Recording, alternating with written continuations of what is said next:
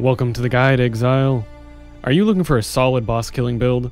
A boss killing build that can not only do bosses, but clear maps quickly without gem swaps? Do you have an itch to relive a Brutus-led Sprinkler build? Maybe on a budget, not even requiring a Brutus-led Sprinkler or a Zoph's Blood Amulet. Or perhaps, you just like to douse your enemies in hot magma balls that spill from your weapon.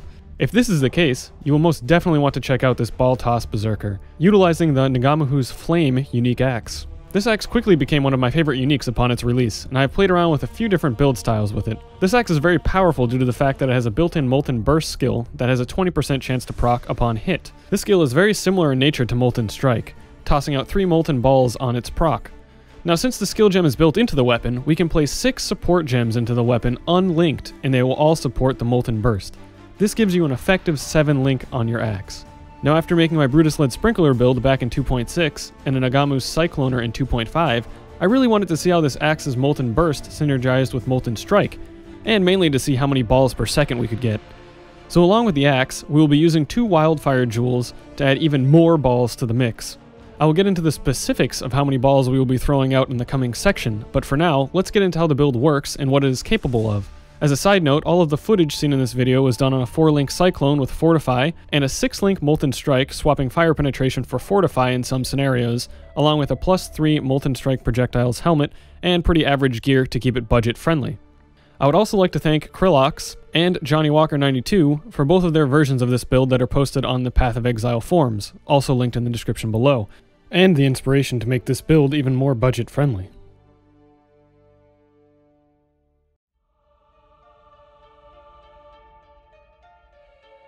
The Ball Toss Berserker is a very strong build for almost all walks of content, and is exceptionally great at killing bosses, especially with the new boss life totals. It has a very cheap introductory cost, only requiring the Ngamahu's axe and 2 Wildfire Jewels, and can scale very well with the more gear investments that you make, having a very high damage ceiling. Offensively, we will make use of the 2 skills Cyclone and Molten Strike. Cyclone is used for mapping to proc the Molten Bursts over enemies, whilst Molten Strike is used for single targets or boss killing.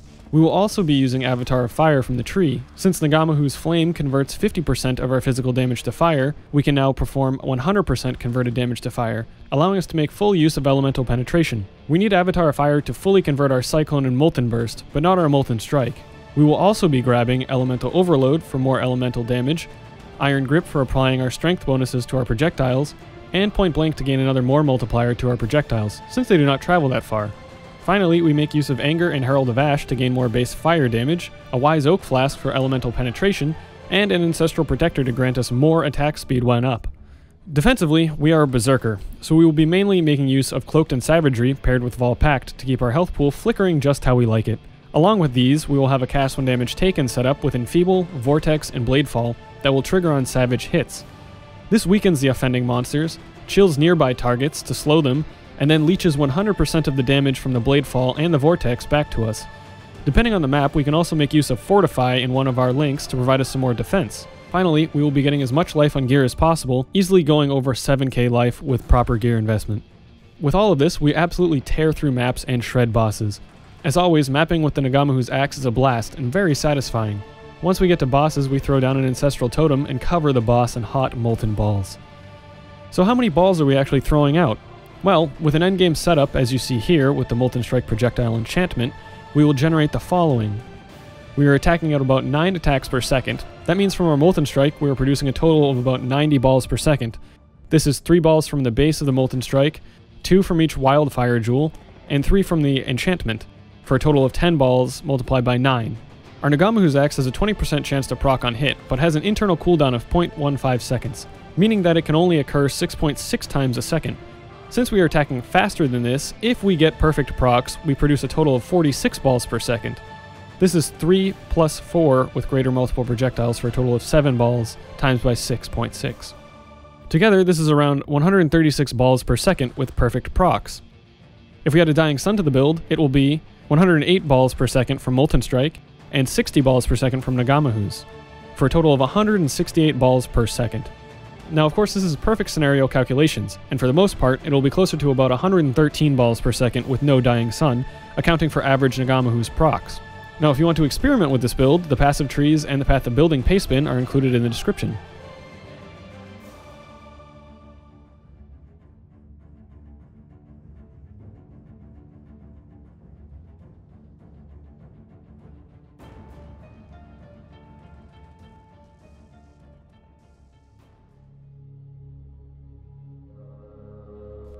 pros of the build include, it is a very strong boss and single target killer.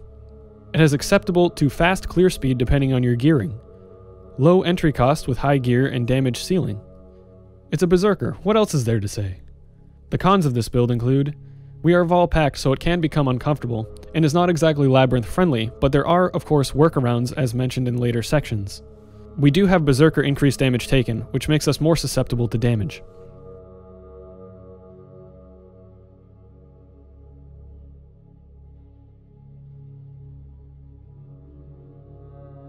Of course, as mentioned previously, we're going to be going for the Marauder class with the Berserker Ascendancy. We get access to Universal Life and Mana Leech with Pain Reaver.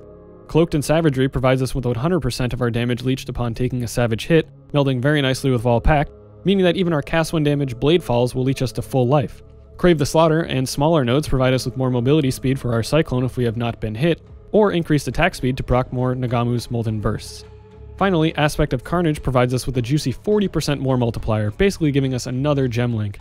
But this comes at the cost of taking 10% increased damage from all sources, which we do our best to mitigate. For our Ascendancy progression, I would follow this order.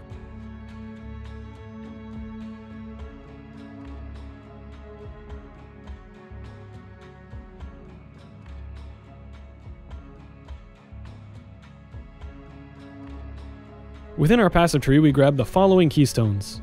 Avatar of Fire. This is to fully convert our Cyclone and Molten Burst from our Ngamahu's Axe to fire. Elemental Overload, for the 40% more elemental damage multiplier. Iron Grip, to apply all of our melee physical strength bonus to our molten projectiles, both Molten Strike and Ngamahu's Axe projectiles. Point Blank, for a 50% more multiplier to all of our molten projectiles since they will be used with concentrated effect. Vaal Pact, to keep us leeching to full life at all costs. Here's the complete endgame passive tree. Defensively, we are mainly looking to get as much life as possible from the tree.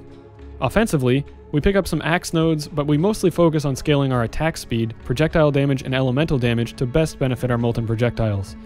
We also get 5 jewel sockets for more life and offensive stats. I would follow this tree progression into the final tree. For bandits, we will be killing all of them for the extra 2 skill points. You can also help Kraton if you wish to have more attack speed and movement speed for a quality of life. You will also want to get the 2 Wildfire jewels socketed as soon as possible to make Molten Strike feel good while leveling.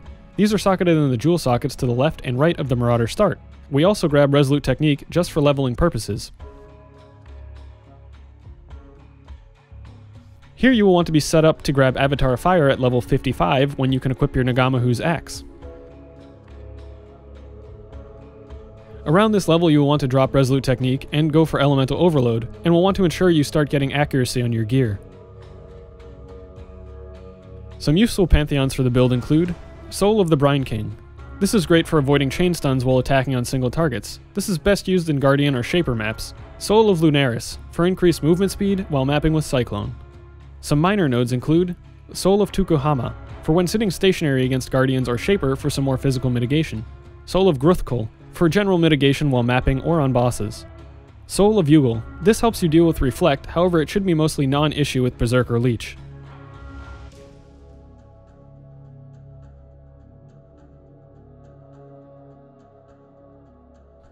Here are the following gem links for the build. Support gems are listed in order of importance. 4 links can go in a helmet, gloves, or boots. All gems should be leveled to 20 unless labeled otherwise. This is generally to ensure that they are triggered by cast when damage taken, as it has a gem level requirement restriction. This is your main single target damage. As mentioned previously, you can swap Fire Penetration for Fortify if you're running a dangerous map or do not feel safe enough with your current life pool. These supports are to be placed in your Ngamahu's Axe and will just be supporting Molten Burst. They do not need to be linked. This is your main map clearing skill. It does not actually need many damage supports due to how strong the Ngamahu's Molten Burst is. This allows you to link your area of effect and or fortify in place of melee physical damage for quality of life and defense. These do not need to be linked, and are supports to your main damage skills. This is your Savage Hit cast when damage taken. It will enfeeble monsters, chill nearby monsters, and 100% life leech damage dealt.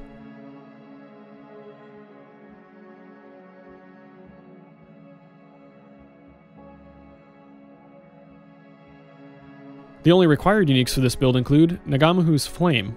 This is of course required for the synergy we're making between the Molten Burst and Molten Strike combo, efficient damage conversion, and easy for map clearing. Wildfire Jewels. You will need 2 of these jewels to get the most efficiency and damage from your Molten Strike. Useful, but not required uniques include a Devoto's Devotion. This is a very nice helmet for the increased attack speed and movement speed. It also provides some chaos resistance, but unfortunately no life. This is a very nice quality of life helmet for mapping and Cyclone. Our Starkanja's Head. An excellent all-around helmet. It provides attack speed, critical strike chance for our elemental overload procs, and of course an excellent life roll. Rat's Nest. It is much like a hybrid between the Starkanjas and Devotos, but does not provide any life. Belly of the Beast. An excellent choice for getting more life on your build even over a rare chest, while still allowing you to use a 6-link in your chest. Belt of the Deceiver. Since we are not applying any other enemies take increased damage modifiers, this belt acts as a 10% more multiplier to our damage, as well as providing safety against critical strikes, some more physical damage, life, and resistances. This is a good starter belt until you get a solid life-based belt or feel that you have enough damage to move away from this belt. Zoph's Blood. This is a very expensive amulet, but provides us with Avatar Fire, Fire Penetration, % increase maximum life, and covers enemies that hit you in Ash, making them slower and take 20% increased damage. This is basically the best in slot amulet, but is in no way required for the build to work. For rare gear in general, we will be looking for gear with a lot of life and elemental resistances, along with offensive stats such as added flat fire damage, elemental damage with attacks, and or fire damage. The base type of the gear only matters for the socket colors and affixes you are trying to get. Here are the specific affixes that we want to look for on gear, along with example rare gear that was used on my character.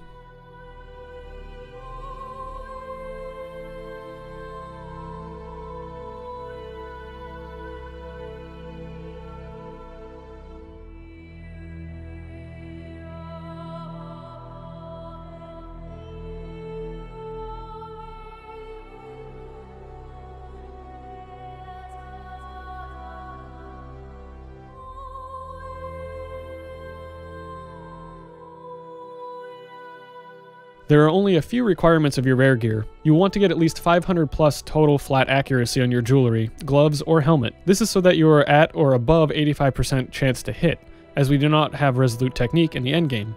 I like to try and aim for 90% chance to hit, as it makes our hits and critical strikes occur without much fail. Here are some great enchantments to work for on gear. These of course are not required and will not break the build if you do not have them. You want to try and get the 3 additional Molten Strike projectiles enchantment on your helmet. This adds roughly 50% more damage to Molten Strike. Again, you can try and find this on the listed unique helmets, or on a rare base and craft it with some life and resistances.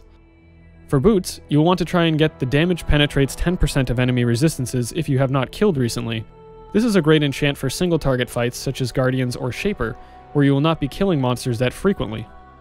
For recovery flasks, you want to ensure that we at least have 1 divine life flask. You want this to be an instant flask, either bubbling or seething. For utility flasks, you want to make use of the following. A Quicksilver flask. This is for quick movement with Cyclone in mapping, or for quickly dodging boss moves. You want this rolled with the adrenaline suffix for a total of 70% movement speed from a single flask. A Basalt flask. This is for the flat physical mitigation to help us defensively. And a Silver Flask. This is for Onslaught, providing us more attack and movement speed for our Cyclone and Molten Strike. Here are some unique flask options for the build. The Wise Oak. This is a great cheap flask that provides a maximum of 15% elemental penetration. This flask works such that it will penetrate for your highest uncapped elemental resistance. So for us, we will want our fire resistance to be the highest uncapped resistance. Make sure to watch my damage and elemental resistance video for more information on how these resistances work and how they're named. Dying Sun.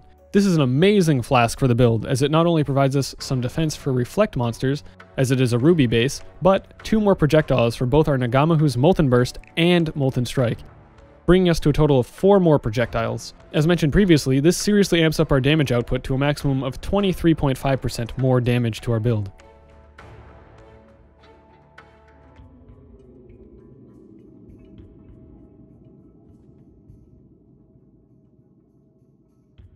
Leveling this build is incredibly easy and very fun. I recommend using the following unique items whilst leveling when you can to get the best results.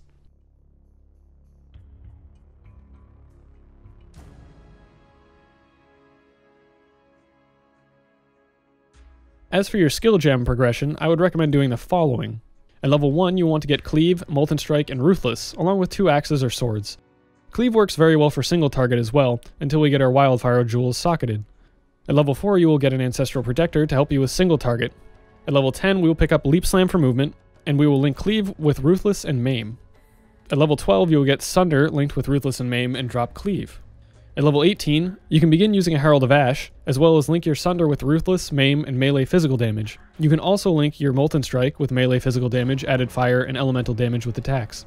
At level 24, you can get an Anger and begin leveling it, but don't use it yet.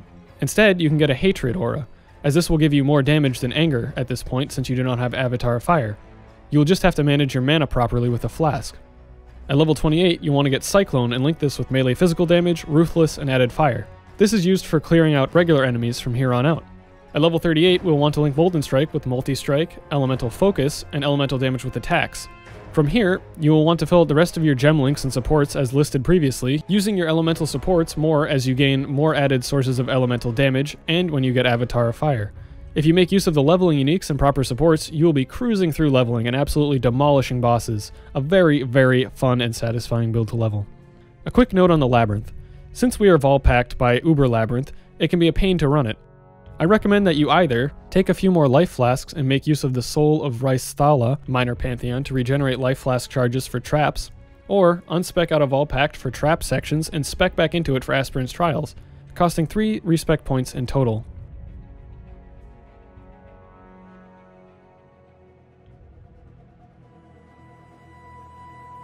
All in all, this has been a very fun build to play. It brings a lot of damage to the table and satisfies that face tank playstyle, while also letting you cruise through maps. I cannot recommend playing around with the Ngamahu's axe enough.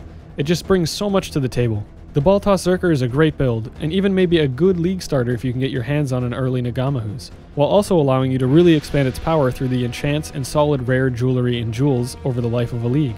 As always, thanks for watching, and I'll see you in the next one, Exile.